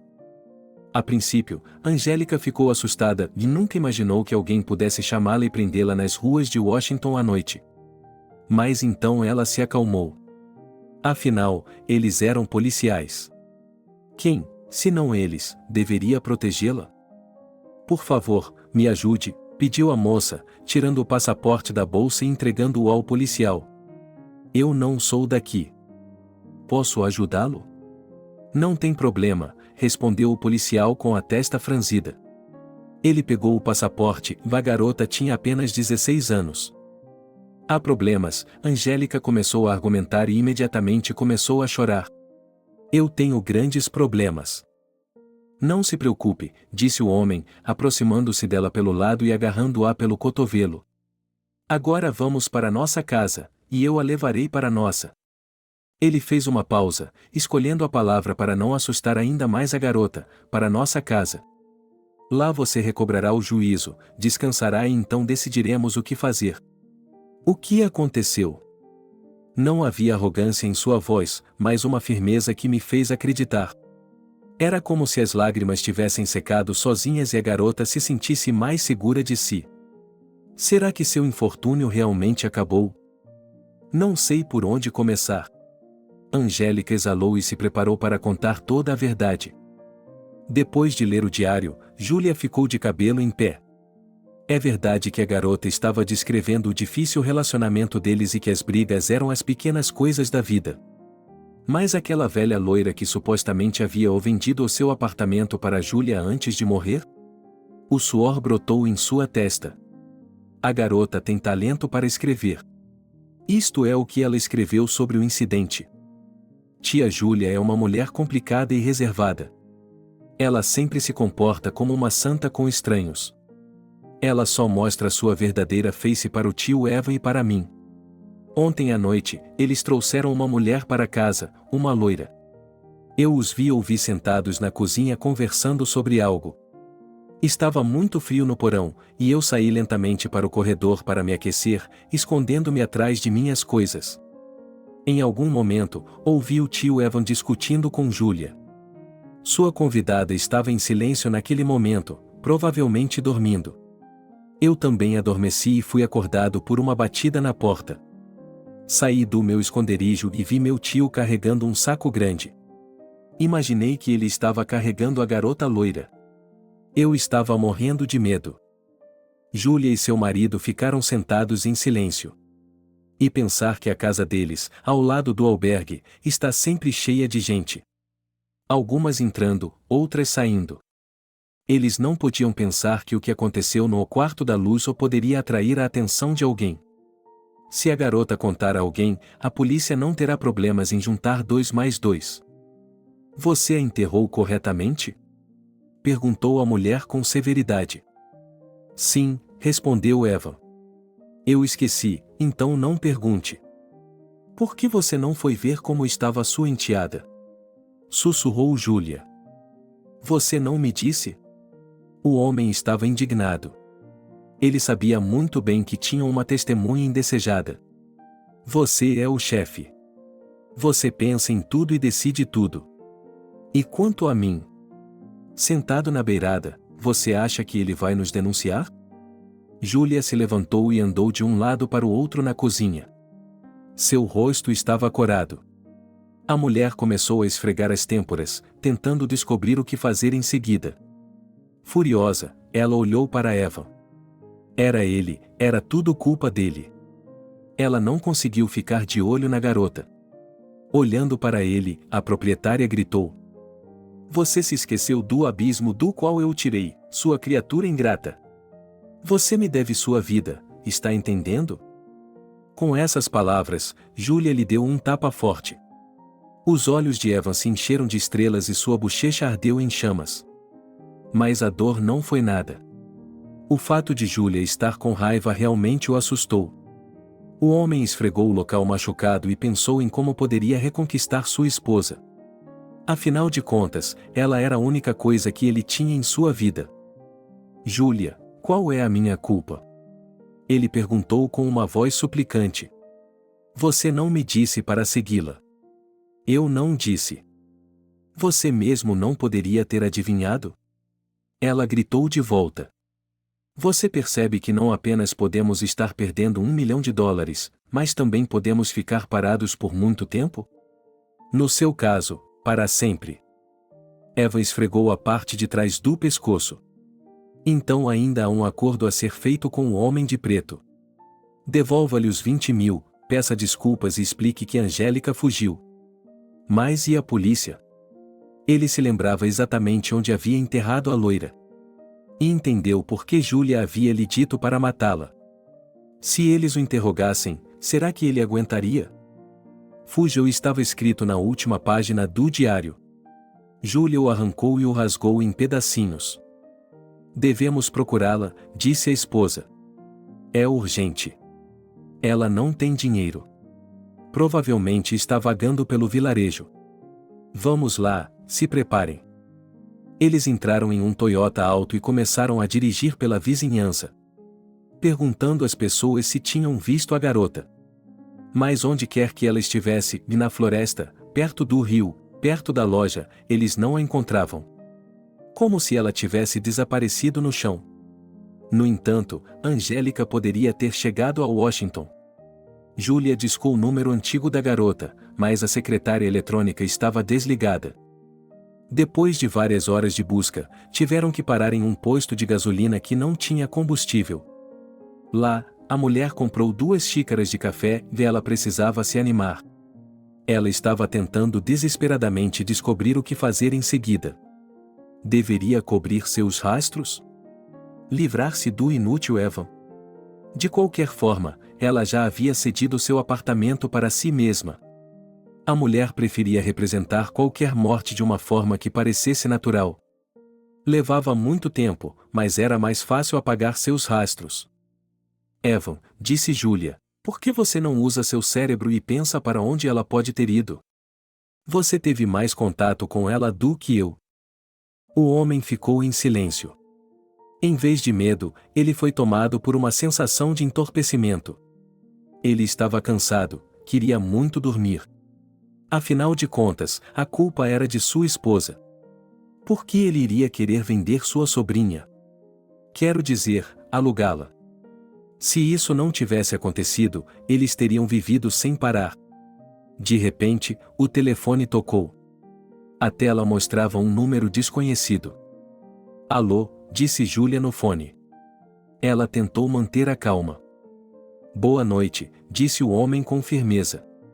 Aqui é o tenente Krivou, da polícia de Moscou. Receio que você tenha que vir ao escritório central do distrito imediatamente. Onde você está? O rosto de Júlia se contorceu de medo. Será que essa garota não era tão estúpida quanto ela pensava? Angélica tinha ouvido todo tipo de histórias de terror sobre a polícia. Ela sabia que esse era o lugar onde não deveria ir. Mas quando chegou à delegacia, ficou agradavelmente surpresa. O tenente a conduziu ao escritório, sentou-a no sofá e lhe ofereceu um copo de chá quente. Ela precisava de tempo para organizar seus pensamentos. O que aconteceu? Perguntou o tenente. Ele era novo na força policial e gostava de fazer boas ações. Agora ele achava que tinha salvado a garota. Ela poderia ter sido levada por pessoas com mais intenções, não pela polícia. Ela é minha madrasta, começou Angélica. Você sabe, ela está tocando. Desculpe-me por um momento, disse o tenente. Ele pegou o telefone e começou a relatar algo. O policial até se esticou como se estivesse diante de um grande chefe. É isso mesmo. É isso mesmo. A área foi inspecionada. Não detectamos nada. Não pode ser. Sim, camarada tenente-coronel. O tenente desligou. Então, onde eles estavam? Me desculpe, Júlia. Fale, por favor, estou ouvindo com atenção. O trabalho policial não é o que eu imaginava. A maior frustração era a constante papelada. Você tinha que ter um documento para cada comentário. E quanto mais documentos, mais chances você tinha de provar seu caso. Veja, minha madrasta é uma pessoa assustadora, disse Angelique. Muito assustadora. Naquele exato momento, o tenente se distraiu novamente. Busca facial. E se a garota fosse procurada, e se seus pais já estivessem procurando por ela? Ele havia inserido os detalhes de sua convidada no banco de dados, por isso estava distraído. Ele podia ouvir o que ela estava dizendo, mas não conseguia entender as palavras. Então, uma órfã. 16 anos de idade. Ele não teve problemas para encontrar o número de telefone de sua madrasta no banco de dados. Ela estava listada aqui como a mãe em procedimento de adoção. Ela mora aqui? Perguntou o policial, virando o monitor e mostrando o endereço. A garota assentiu com a cabeça. Esse não era o bairro dela. E não era Washington DC de forma alguma. Sim, não dá para colocar isso em nenhum índice. A garota estava viva e bem, com pais, embora adotivos. Qual é a situação dela? Ela não está sob custódia. Se os inspetores vierem, ela pode estar em apuros. Embora as chances de isso acontecer fossem mínimas, mas... Júlia continuava dizendo algo, mas ele não conseguia ouvi-la. Ele apenas acenou com a cabeça. Então, disse o policial, quando a convidada ficou em silêncio. Nesse caso, o que devemos fazer por você? Ajudar, disse Júlia timidamente. Ela entrou em serviço às 8 horas da manhã, e já eram 12 horas da noite. Esfregando as têmporas, ela tentou organizar seus pensamentos. Então, essa adorável jovem havia brigado com a madrasta. Não é de se admirar. Somente nos contos de fadas os estranhos vivem de alma para alma. O que ela deveria fazer? A ideia surgiu do nada. Se a madrasta fosse realmente tão ruim, não haveria como ela seguir a enteada até a polícia à noite. E se? O tenente olhou para a garota com um sorriso. Olhe, querida, disse ele. Eu realmente quero ajudá-la. Já é tarde, pode ficar aqui no sofá, até tirar um cochilo. Eu cuidarei de seus negócios, ok? Angélica assentiu. Ela estava muito cansada, então não se importaria em descansar. Além disso, seu telefone estava desligado. O tenente discou os números no monitor, saiu para o corredor e, quando pegou o fone, falou com sua própria voz. Billy estava fazendo os preparativos finais. Ele havia feito as investigações mais detalhadas sobre a família da possível vítima e ficou agradavelmente surpreso. Sim, havia muito mais a ganhar aqui do que ele havia percebido à primeira vista. Parece que essa mulher com o raro nome de Júlia lhes dará muito mais do que sua própria filha. Ela é uma mina de ouro. Billy até se preparou para a causa. Fez a barba e cortou o cabelo, vestiu uma camiseta limpa. Olhou-se no espelho e, afinal de contas, ele tinha que ficar bem no vídeo. Ele não tinha nada de que se envergonhar, nada a esconder em quem quisesse ver, que visse. Logo, literalmente esta noite, ele passará para o próximo nível. E atingirá níveis tão altos que os opositores serão forçados a calar a boca. Angélica não conseguia acreditar que isso estava realmente acontecendo com ela. Ela adormeceu com uma sensação de calor e segurança. O policial realmente a havia ajudado. E quando acordou, o mesmo tenente a estava entregando à madrasta para ser torturada. Júlia olhou para ela com outros olhos. Júlia sentiu um medo úmido. Obrigada, a mulher sorriu. Bem, vamos embora. A criança precisa dormir em casa, não no sofá de outra pessoa. Então, minha querida? Você queria fugir? Por que faria isso? Nós a amamos muito. Tia Júlia. Angélica soluçou. Por favor, me perdoe. Por que você é tão tia, a mulher apertou suas mãos. Quantas vezes eu já lhe disse, chame-me de mamãe. Não tenha medo de nada, vamos embora. A madrasta arrastou a enteada para o corredor. Júlia colocou a mão no ombro da garota enquanto elas saíam. Do lado de fora, ela poderia parecer uma mãe amorosa abraçando a filha. Na verdade, as unhas afiadas da madrasta cravaram-se dolorosamente em sua pele. Agora ela não se importava nem mesmo com as marcas na pele da menina.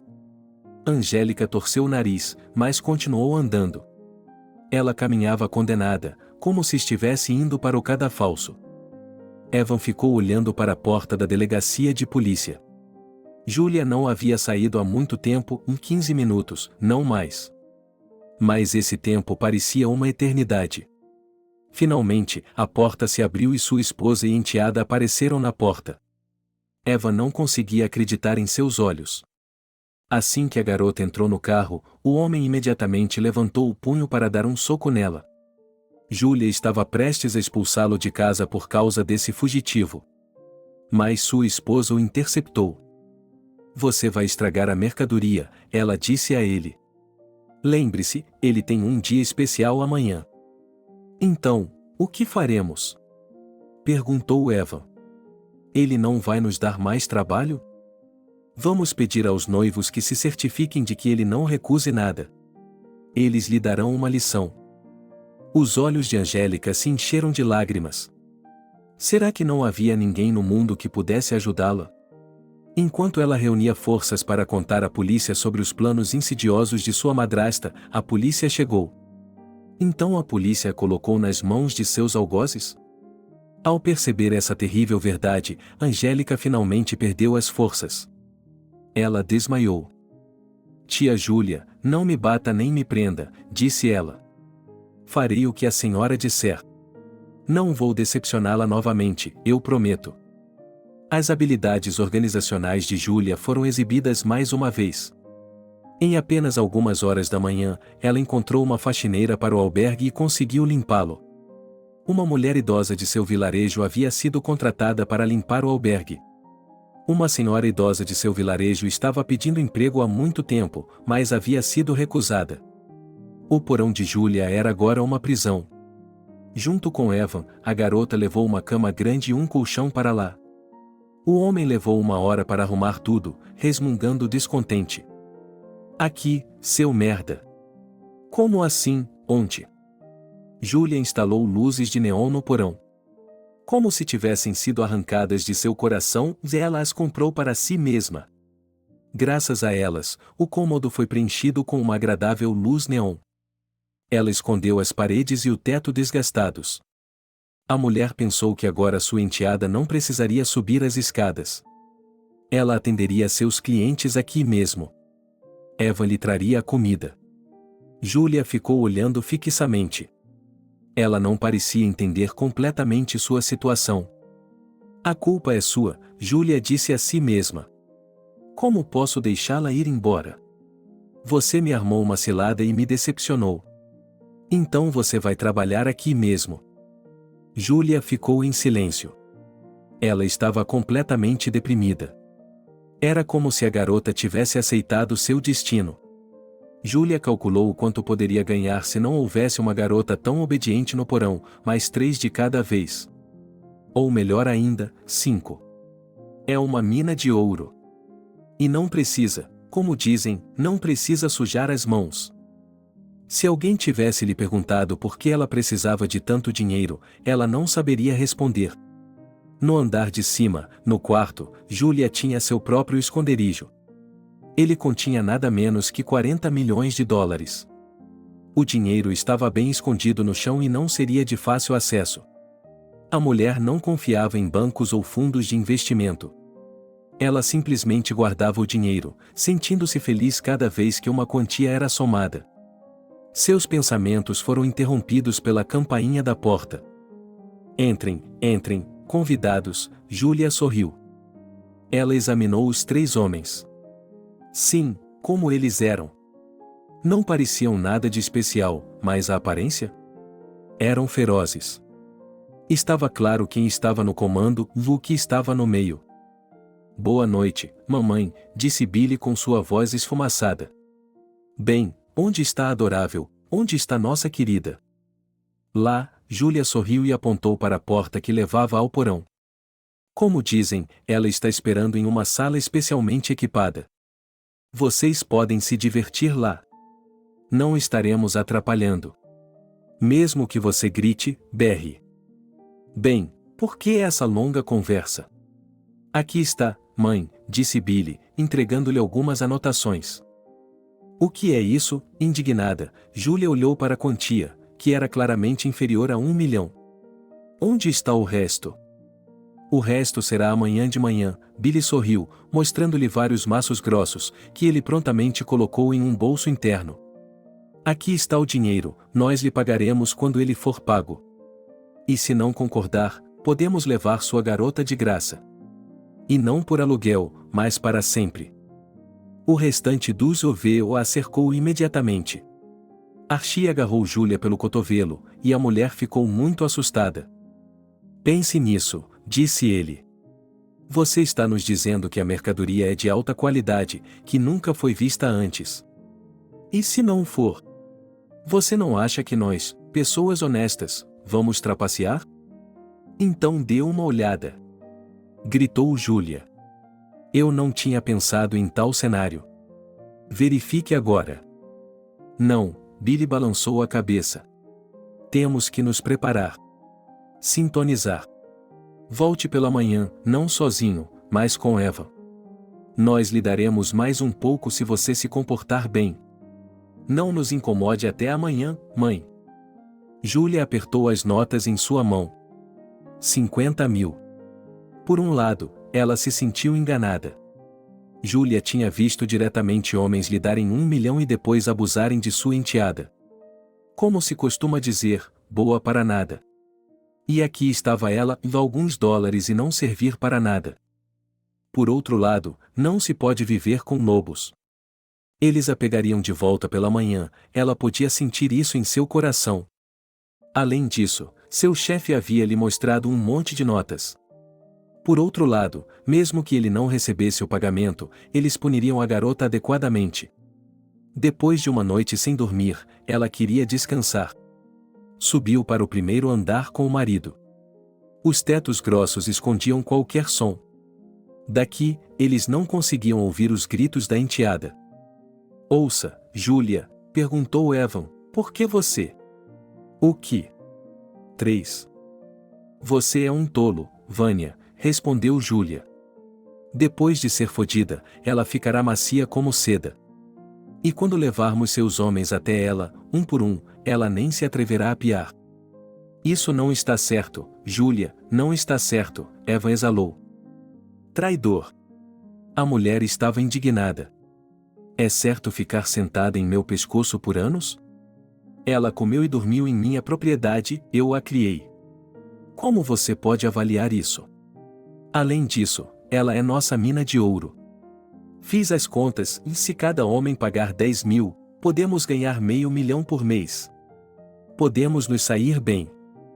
Evan suspirou. Ele não tinha ideia de como sua esposa gastava o dinheiro. Ela lhe dissera que o estava investindo em um negócio lucrativo. Mas ele não lhe fez nenhuma pergunta. Ele morava sozinho, na casa de outra pessoa. Ele não entendia por que Júlia o havia escolhido. Ele já era velho, quase 50 anos, e ela estava no auge de sua vida. No entanto, se ele tivesse se dedicado a isso, teria encontrado a resposta para essa pergunta. Angélica soluçou, cobrindo o rosto com as mãos. Ela achava que poderia se comportar com calma, mas não podia. Archie estava ocupado desligando as lâmpadas, ele era um especialista em iluminação. Billy ligou a câmera e apontou-a para Júlia. Uau, disse ele, lambendo os lábios. Que garota linda você é! Sabe o que queremos de você? Vamos lá, seja uma boa garota. Júlia continuou a soluçar. Ela se sentia como se estivesse em um sonho ruim. Que acordaria e voltaria a ter 8 anos de idade, com seu pai ao seu lado. Mas a agonia não acabava. Você pode fazer algo para nos deixar felizes, disse Billy. Felicidade de verdade. Por que você está assustando a criança? Perguntou Harvey, infeliz. Ele era o especialista em processamento psicológico desse trio. Certo, Angélica, me escute. Vou lhe dizer algo importante. Ele foi até ela e colocou o braço em volta de seus ombros. Harvey olhou nos olhos dela e começou a lhe dizer, com uma voz rouca, algo que a fez parar de soluçar e depois literalmente explodir em chamas. A garota se acalmou imediatamente e suas lágrimas pareceram secar por conta própria. Sério? Ela perguntou. Você não vai me bater? Não, respondeu Harvey com um sorriso, nós não fazemos esse tipo de coisa. Tudo tem de ser feito apenas com seu consentimento. Ontem eu já acreditei em um homem que me traiu. Não somos assim, Harvey lhe garantiu. Eu vou me danar se não for. A garota se acalmou. Ela olhou para seus clientes com outros olhos. Eles não eram mais tão assustadores.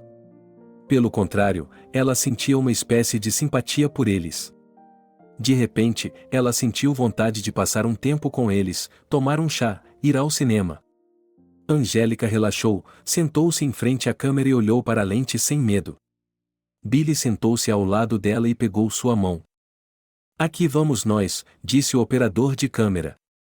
Olhando através da lente da câmera, Harvey se concentrou. Essa não era a primeira garota que ele pintava em sua vida. Os outros homens também conheciam sua tarefa e, portanto, não tinham dúvidas, tudo ficaria bem. Angélica sorriu e começou a fazer o que o homem havia lhe pedido há um minuto, com a sinceridade e a franqueza de uma adolescente. A dona da casa acordou às 7 da manhã, sem despertador. Como ela havia dormido bem!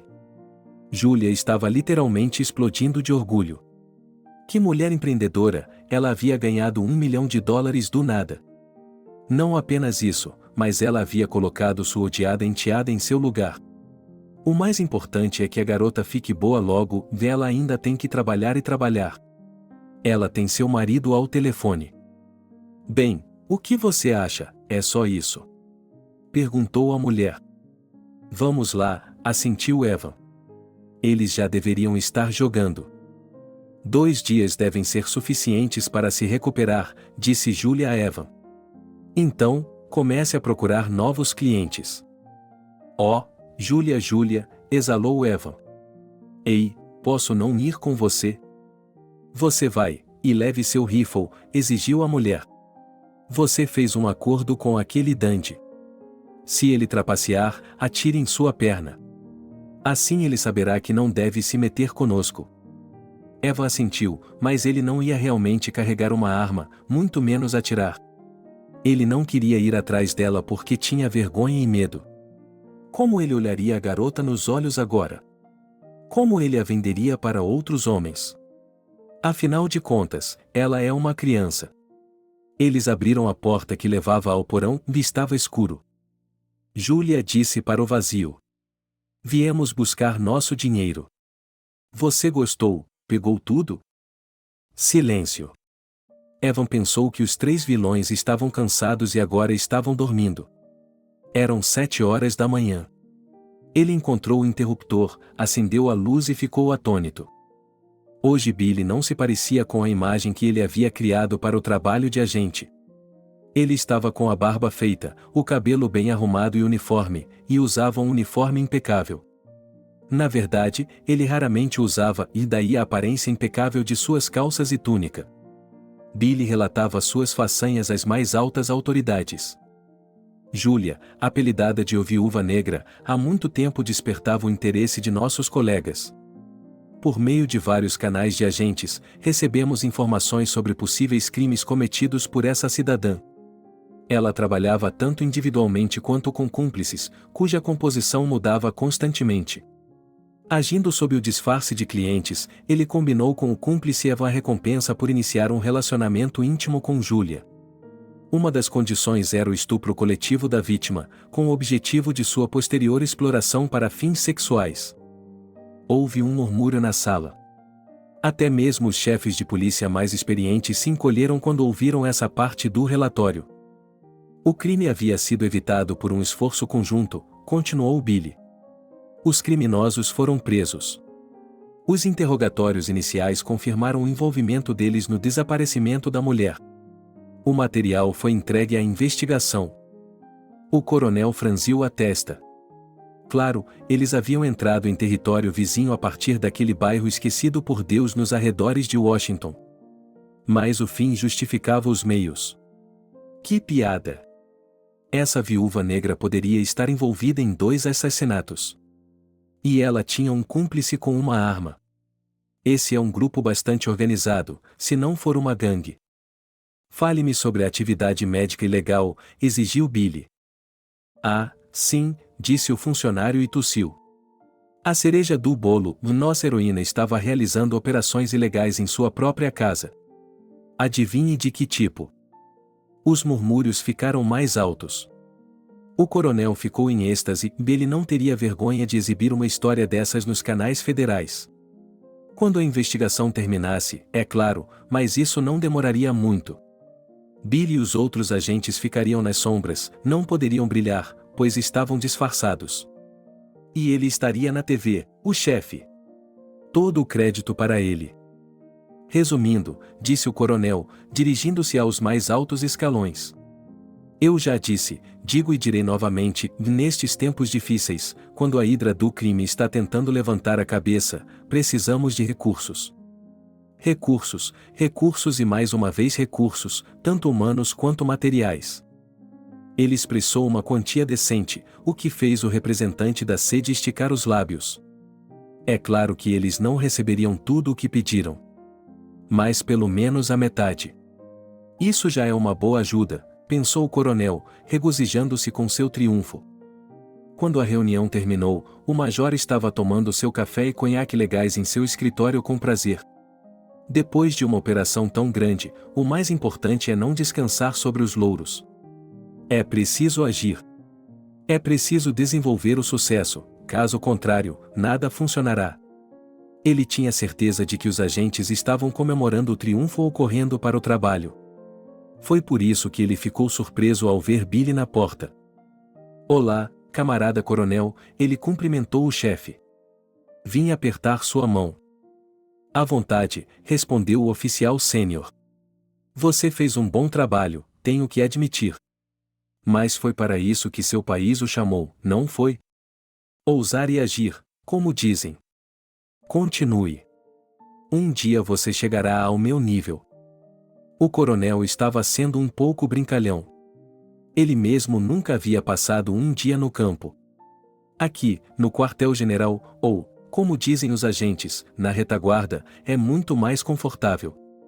Há menos riscos, assim como o trabalho. Mas você está sempre visível, eles o conhecem e se lembram de você. Billy é um bom agente, pensou o coronel. É por isso que ele não tem chance de ser promovido. Aqui estou eu, camarada coronel, ele continuou a murmurar, em pé na frente de seu superior. Bem, fale, o superior acenou com a mão. Você quer férias? Ou um aumento de salário? Peça. Você terá tudo, mas dentro de limites razoáveis, é claro. Não falo por mim. O que acontecerá com ela, camarada coronel? Nossa garota, perguntou Billy ao líder. Hoje eles poderiam conversar no escritório, usar uniformes. E nada de se esconder. O que você tem a ver com isso? Perguntou o superior. Você fez o seu trabalho? Fiz meu trabalho. Agora volte a proteger o país do crime. Encontrei um parente, disse Billy. Eu liguei para ela. Preciso ajudá-los, dar-lhes uma mão. Mas vou precisar de alguns dias para fazer isso acontecer. O homem mais velho se levantou da cadeira. Essa é sua dor de cabeça? Não importa se vão colocar a menina em um orfanato ou não. Você fez seu trabalho. Alguma pergunta? Eu insisto, camarada coronel, disse Billy. Você tem de levar cada caso até o fim. Então, salvamos essa criança do monstro. E agora? E se ela cair nas mãos de outros canalhas? E se? Ei! O coronel gritou. Não estou entendendo nada. O que é você, Madre Teresa? Se ele cair nas mãos de outros canalhas, não durma. Então o salve. E se você não gostar disso? Billy já havia ouvido essas palavras mais de uma vez. Ele realmente esperava que, após essa grande vitória, ele finalmente fosse levado para o quartel-general. Que não precisasse mais trabalhar disfarçado. Ficar sentado em uma sala abafada, fumando tabaco de baixa qualidade e carregando mendigos por aí. Não era a primeira vez que o homem mais velho lhe dizia naquele tom de voz: "Se você não gosta, vá embora." "O senhor pode responder pelo bazar, camarada coronel?" perguntou Billy e foi até o chefe. Ele olhou para ele. Ele era alto, robusto, de olhos negros. Nunca havia lhe dirigido uma palavra gentil. Esperava que ele fizesse grandes coisas, que conquistasse coisas, e exigia que ele trabalhasse o dia todo. E agora ele não queria levar sua operação até a conclusão lógica. "Filhote de cachorro", retrucou o homem mais velho diante da impertinência. "Quem você seria se não fosse por mim? Eu o manterei disfarçado até que se aposente. Se você viver para ver isso." "Você está errado, camarada coronel", disse Billy e levantou a mão. O que ele fez com que as sobrancelhas do chefe se contraíssem para cima. Maria chorava incessantemente.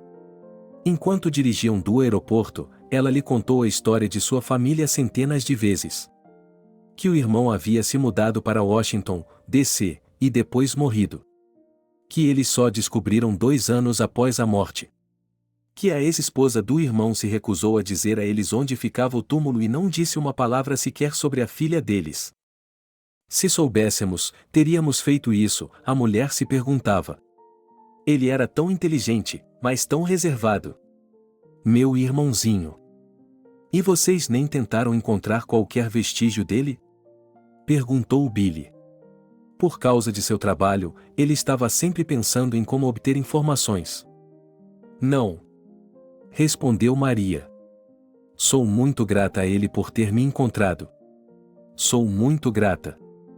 "Cuide dela", pediu Billy. "A garota já passou por muita coisa." "Ela será como a minha", disse a mulher. "Eu não tenho uma filha, só um filho. Mas ele é um menino grande." "Por que ele fez isso?" "Ganância", encolheu os ombros Billy.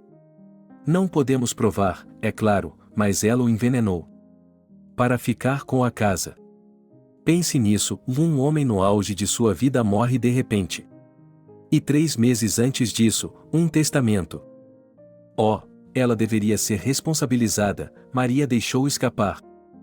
"Está tudo bem, ela ficará na cadeia por um bom tempo", garantiu Billy. "Há um grande rastro criminal." Conversar com a mulher estava começando a deixá-lo entediado. Felizmente, não era uma viagem longa. O pai de Angélica havia escolhido um lugar muito bom para sua casa. Subúrbios tranquilos e uma viagem curta até Washington. O que se seguiu foi uma apresentação comovente entre tia e sobrinha. Billy até se afastou da cena idílica. Angélica e Maria se abraçaram por um longo tempo e derramaram lágrimas. Billy suspirou e se dirigiu ao carro. Agora ele tinha muitos problemas próprios. Para começar, ele tinha que encontrar um emprego. Os policiais se aposentam logo, é claro, mas mais 15 anos no departamento? Não, ele não poderia ficar tanto tempo. Em segundo lugar, formar uma família. Sim, ele precisa de paz e harmonia. Em terceiro lugar, Billy sentiu sua mão ser agarrada. "Espere", Angélica estava falando. "Espere, por favor. Entre, entre. Vou lhe mostrar a casa." "Você não viu nada, viu?" "Não sei", disse Billy, exalando. "Tenho de ir embora." "Por favor", pediu a garota. "Por favor." Ele queria lhe dizer o quanto tinha feito por ela. E que agora ela sempre pensaria nele e se lembraria dele. Que agora, no coração de Larry, vivia um modelo de homem de verdade que protegeria e ajudaria. Mas ela nunca havia dito essas coisas, por isso, não conseguiu encontrar as palavras certas. Ela simplesmente pegou a mão de Billy e disse: "Por favor." "Por favor." "Tudo bem", ela exalou e se dirigiu à cabana. "Ouça, você tem café em sua casa? E um cinzeiro? Eu realmente gostaria de um café e um cigarro." Obrigado por assistir o vídeo até o final. Inscreva-se no canal, avale como. Adeus.